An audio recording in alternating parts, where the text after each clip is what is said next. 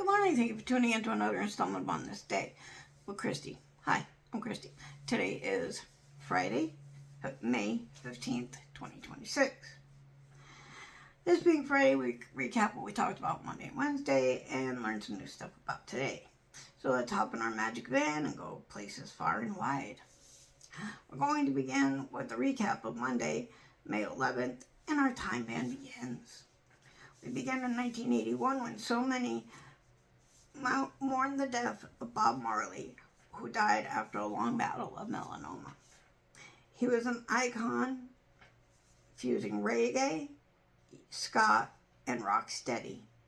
Just 26 at the time of his death, he left behind an impressive and enduring catalog of music with a global catalog of music, while his greatest hits album, Legend, remained the best-selling album of all time. He received numerous accolades before and after his death, including a Grammy, Lifetime Achievement Award, and Jamaica's Order of Music, recognizing his contribution to the arts. His last words were to his son Ziggy, and it said, "Money cannot buy life." That's true, I think. In 1970, Woodstock music from the original soundtrack and more was released in the U.S., which featured select performances from the 1969 Woodstock Music and Arts Fair. The triple LP highlighted such acts as The Who, Santana, Crosby, Stills and Nash, and Canned Heat, and Ricky Havens. Woodstock landed in the top 10 in multiple countries. In 1974, Led Zeppelin attended a concert of Elvis Presley's show at the Los Angeles Forum. After a shaky performance, Elvis told his band, "Wait a minute, if we can start together, fellas, because we have Led Zeppelin out there, let's try and act like we know what we're doing." I miss him. Anyway, after this show, Led Zeppelin signed autographs for Elvis's daughter. In 1967, the Bee Gees made their debut on British TV, appearing on the Top of the Pops. The Australian brother found their first album internationally. The Bee Gees first performed New York Mining Disaster. They would go on to play the show 90 times. On our last trip in our magic van, we went to 2001. The tour of Brotherly Love kicked off in Las Vegas, featuring Oasis, the Black Crowes, and Space Hogs. Next on our tour, we hop in our van and go for Finding Facts. It was Ego Awareness Day and Eve Schwan Day. On Monday, 1965, Ellis Island was added to the Statue of Liberty National Museum. Lady Liberty had already been a U.S. monument since 1924. In 2021, a 9-year-old boy died after being struck by lightning during a football, or soccer as we call it here, training session in Blackpool, England. In 1995, following Aya Saturn's success in Japan, the console was released in the U.S. That's not making sense to me for some reason, but I guess we'll figure it out. In 1994, the Grease musical production opened at the Eugene O'Neill Theater in New York City, running 1,503 performances. In 1978, Margaret A. Brewer became the first female general in the United States Marine Corps. Semper Fi. Last on our magic van, we're going all the way back to 1893.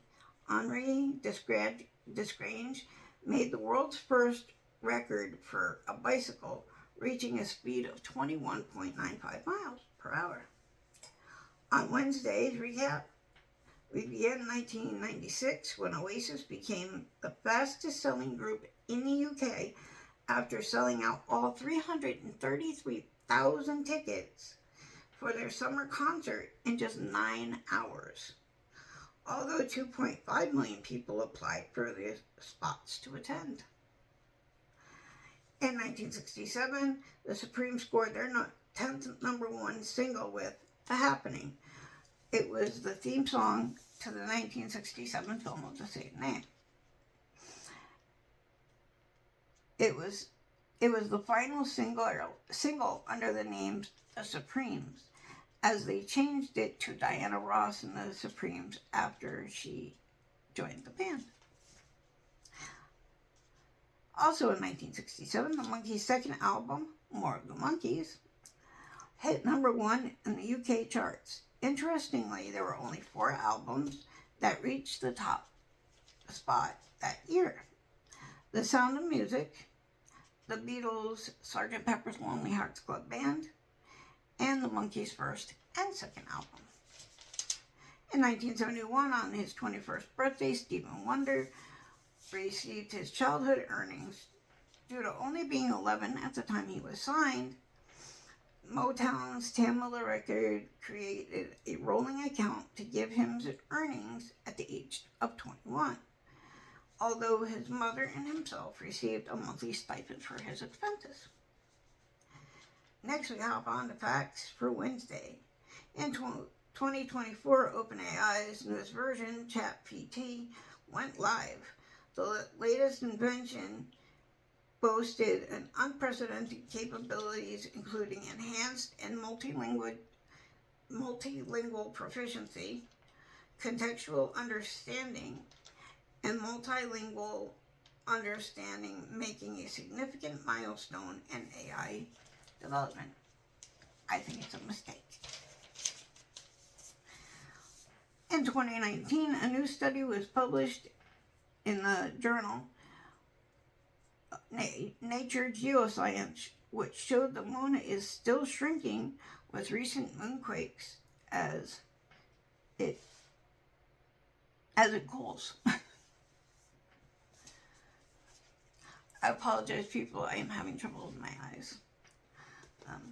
1983, Jesse Jackson was the first major league player to strike out 2,000 times.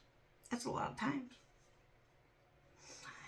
In 1949, the first British-made jet bomber, the English Electric Canberra,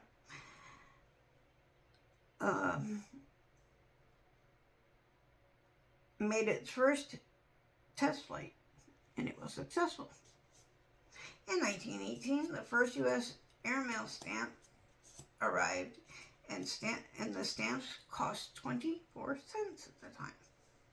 In 1913, the first 4-engine aircraft was built and flown by Igor Sikorsky. We pushed the limits of our time ban as we traveled all the way back to 1885.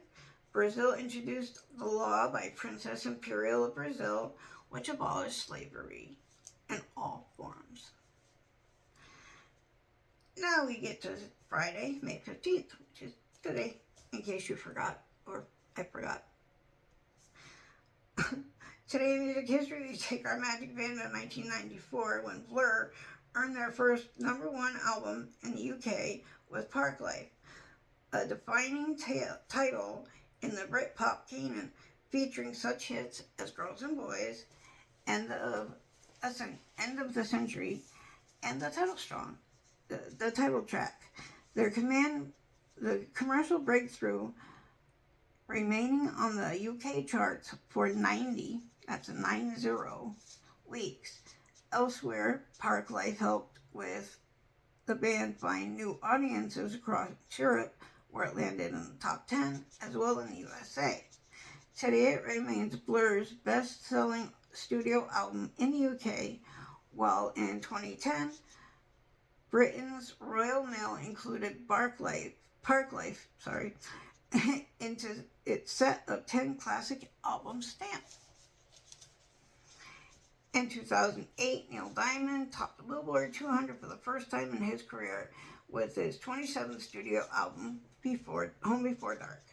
The accomplishment made the 67-year-old singer-songwriter the oldest recording artist in chart history to hit number 1, a record previously held by Bob Dylan.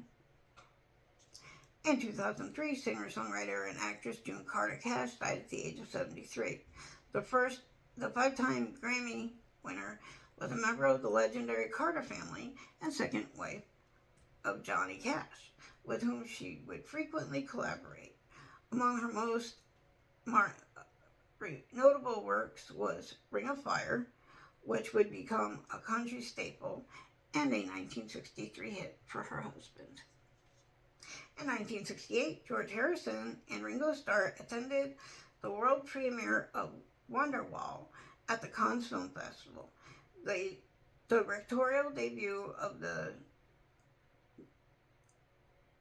soundtrack composed by Harrison, while the film later inspired the total of Oasis's 1995 hit single. Time to travel to our past, present, or other dimensions with Pectoids. Today is celebrate Straw Hat Day and Chocolate Chip Day.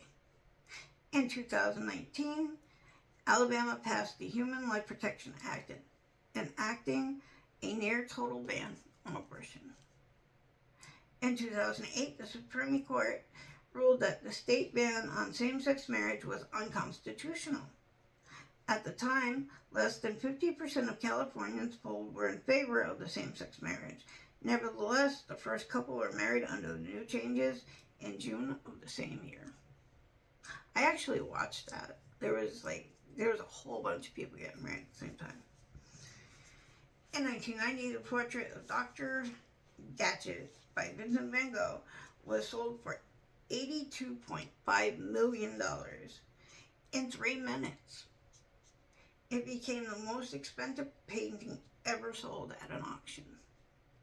In 1972, after being under military authority, the island of Okinawa reverted back to Japanese control. In 1958, USSR launched the Sputnik 3. This satellite was carrying a variety of tools for geographical research. In 1946, the world's first McDonald's was opened in San Bernardino, California, by Richard and Maurice McDonald.